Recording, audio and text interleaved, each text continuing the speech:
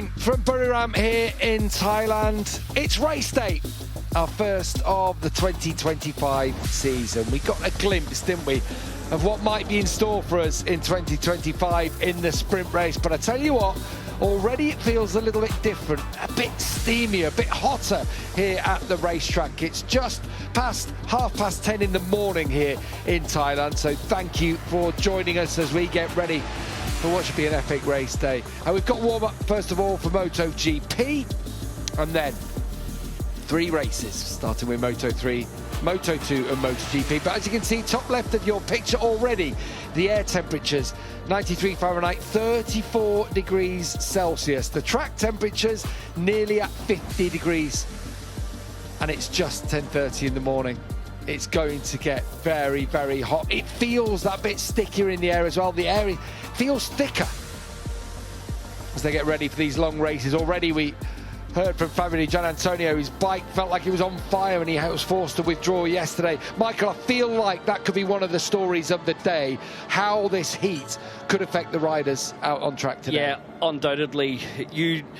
It's hard to explain just how hot the bike gets under the rider and how hot the rider gets on top of it, because the engine itself, it's just pouring out heat into the rider's body through the foot pegs. We've seen feet getting blistered from the exhausts that come out under the footrests. You know, the handlebars and the fuel tank that you're sat on top of is all getting warmer all the time. So exhaustion is a possibility. We've seen it in the past. Today is going to be probably the toughest conditions we've faced in quite some time in MotoGP.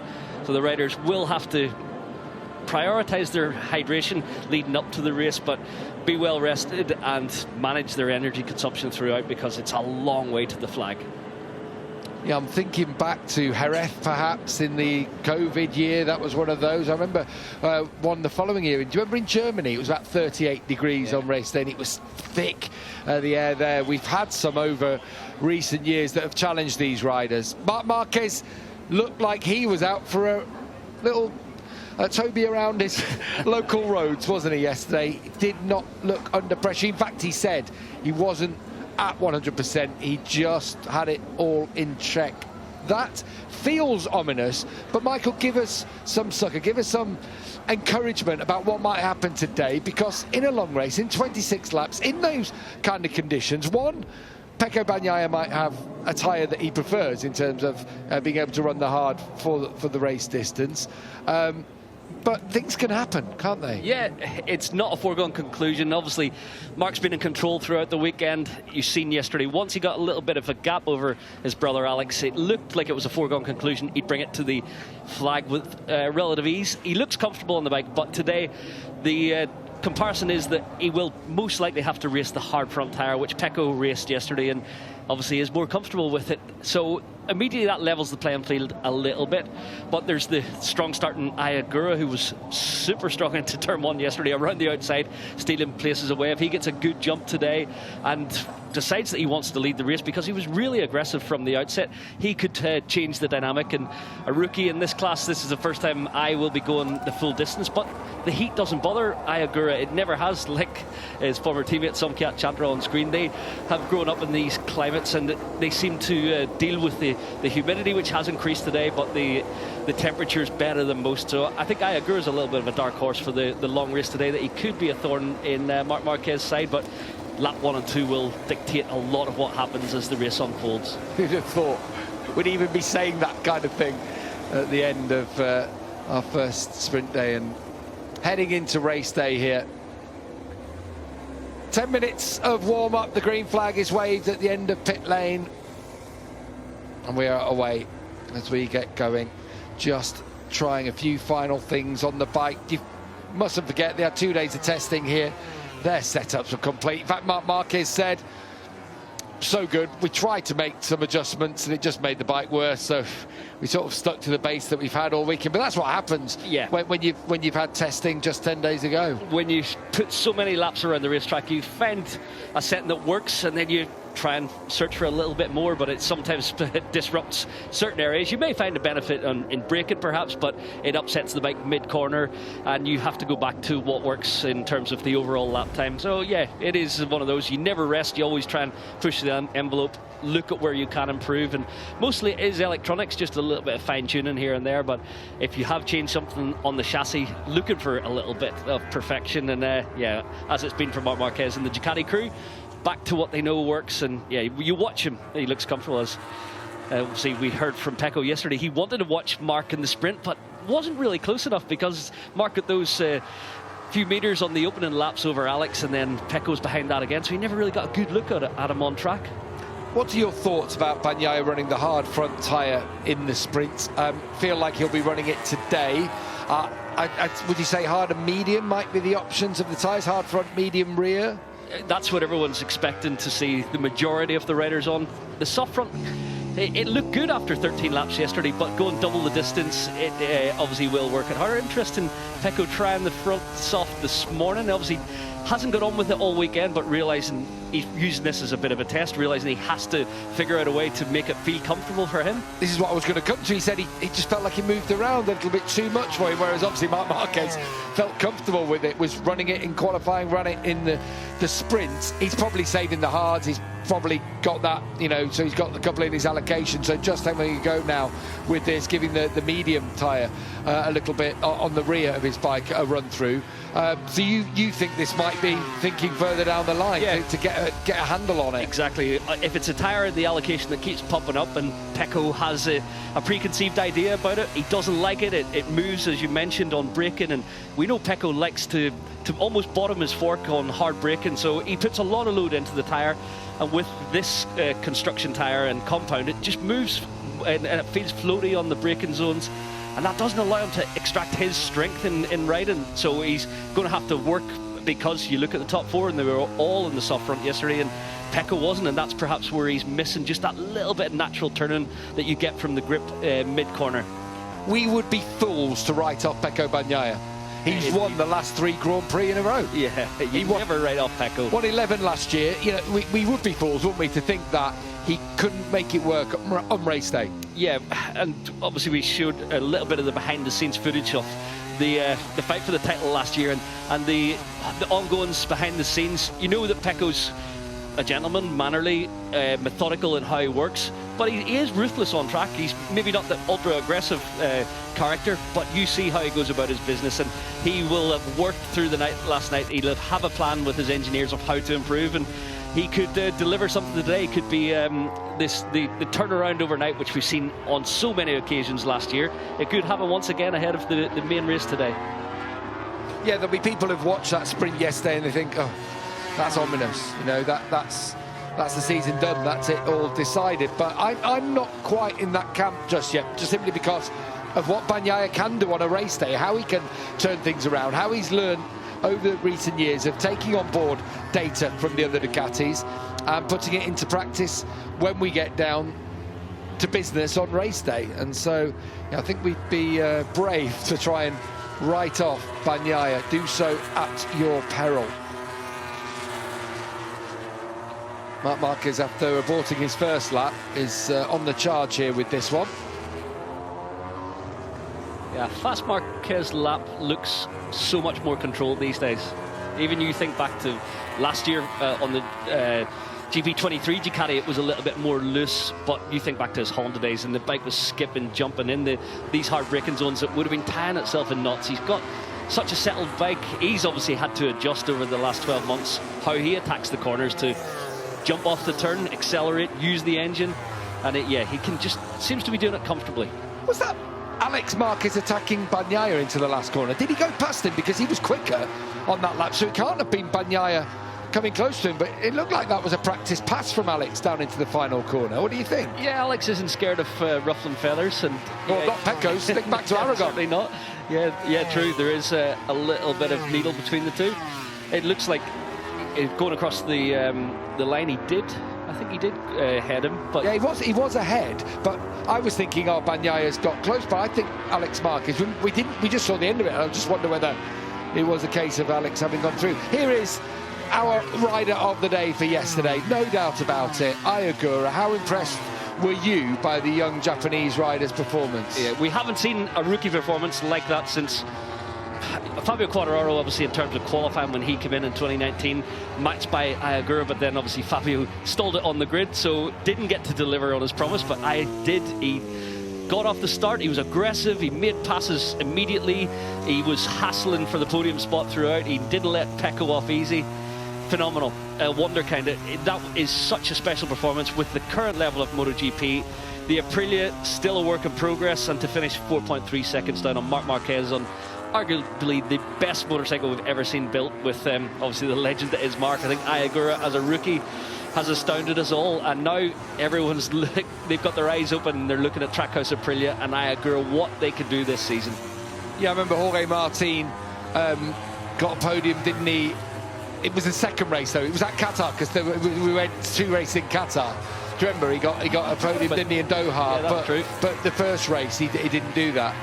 Did he have a collision there? Was he taken out by Bagnaia? I can't remember what it was. Anyway, and then arrived back to Europe and immediately catapulted himself in Portimao. Exactly, yeah. That was it. But yeah, I forgot Jorge did burst onto the scene in a similar fashion. What we're looking at here. Oh, this was the Joan Mir running on. Mir making it 5 factories in the points in a sprint for the first time since Jerez last year. Obviously promising all weekend from both Yamaha and Honda. It looked like Mir had a problem there, the way he was steering to the left, entering the gravel. But yeah, good to see Honda's looking strong and in the points, and it's just a work in progress for HRC and Joan Mir. Obviously we've seen the depths of despair where he's been with the old Honda package, and now he's looking racy again, so yeah, promising all around. Just looking at Marquez's lap times, he's 6/10 quicker than Alex Marquez in this morning warm-up. Just a warm-up, 1:29.4. That's quicker than the fastest lap of the sprint yesterday by half a second in race trim. Yeah, it was. I know conditions are much better now, but still, he does look like a really tough nut to crack today. Yeah, realistically. But again, as we say, the reason we go racing is because none of this is a foregone conclusion. Yeah, the lights go out and anything could happen. Frankie Morbidelli obviously will be back a road today with his 3-place grid penalty. He didn't quite show the pace we expected from Frankie in the sprint, but he was still only ended up 5.7 down. He's had really good rhythm this weekend. Again here in warm-up, looking strong. He is he's definitely working with the GP24 machine that he rode last year, and it's I think for Frankie we're yet to see the best of him in full-on Ducati mode, but it's coming. Yeah, it's his best sprint result since Phillip Island. Looking for a first podium. I wouldn't roll it out. First podium since 2021. Wow. It shocked me when I read that, but I suppose then you think of the times at Yamaha, how things completely dropped off, and then the knee injury. And then last year with the Pramac, with the factory bike, did well, but never getting close enough to the main race podium. Yeah, I do think it's a little shame that he does have the grid penalty today, because I think he's got good rhythm, and we know it's going to be a slightly more controlled race when you're going double the distance today.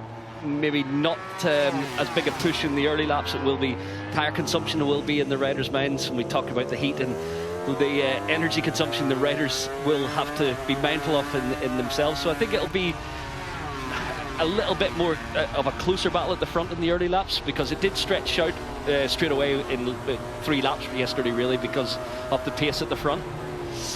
Alex Mark is running a used front soft tyre, as is Mark. Actually, as Mark just caught onto the back now. Having let them go at the start of this session, Mark's caught up, hasn't he, with both Bagnaia and Alex here. Did you see Mark in the middle of the left-hander there, just absolutely sideways, which you don't see so often now, because obviously the slip limit of the rear, once it gets like 10% more than the front in terms of the speed, it will be reduced. But yeah, he's got enough of a margin to let it drift out there and allow him to rear wheel steer. Yeah, it'd be good to see that again, wouldn't it? I saw it at the top of the picture.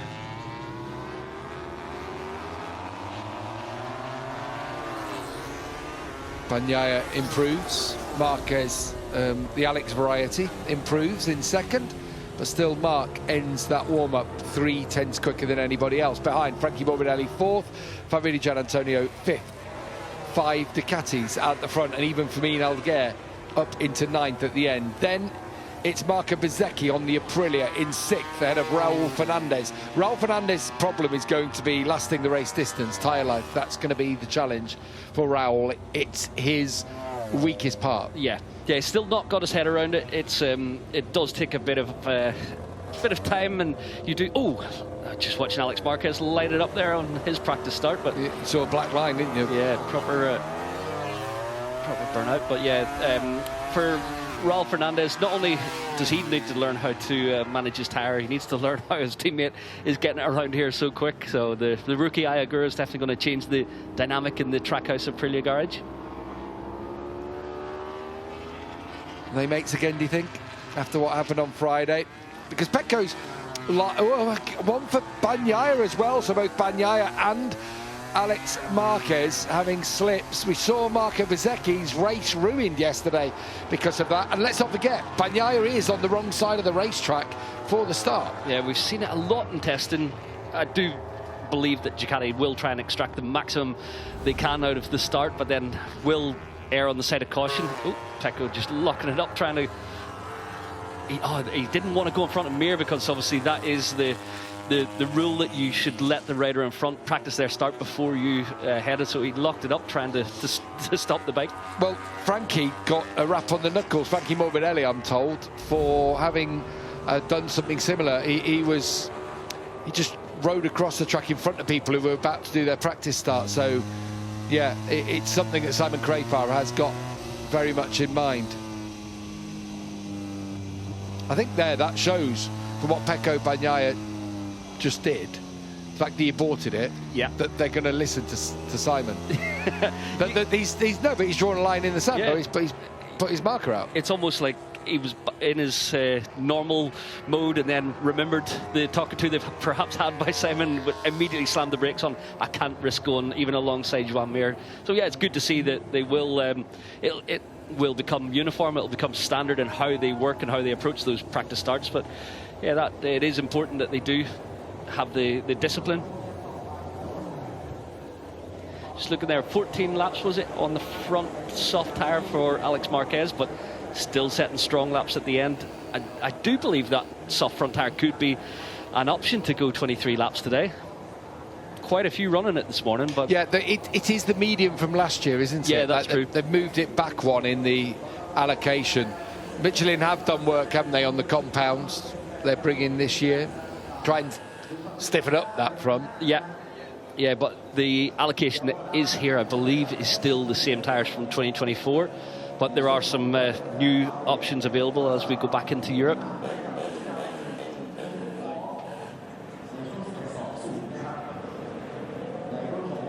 Huge Marquez support in the grandstands here in Thailand. Will they be all dancing, all smiles come the end of race day? He won some fans yesterday, did Ayagura. This has been an excellent opening weekend for the Trackhouse man, repaying the faith showed in him by Davide Brivio and the American team.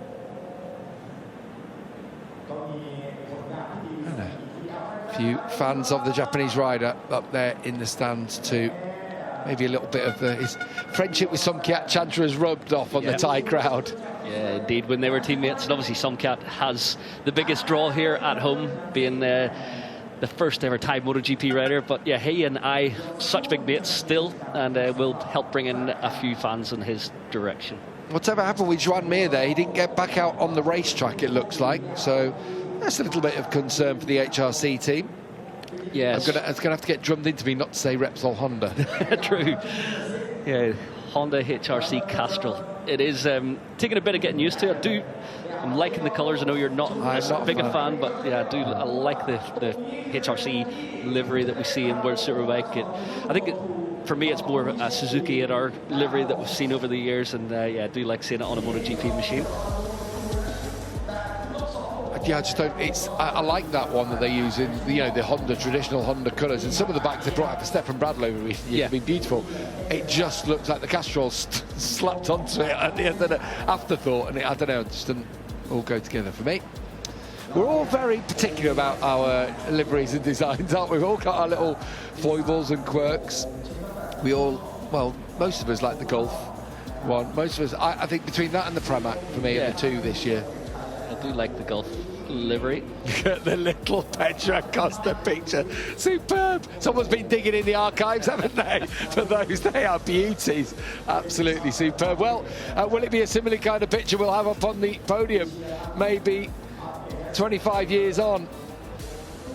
Could it be a 1-2 for the first time in a main race for the Marquez brothers? We will find out later on this afternoon. For now, that's been our warm-up here in Thailand. Build up to all the action of race day when we come back.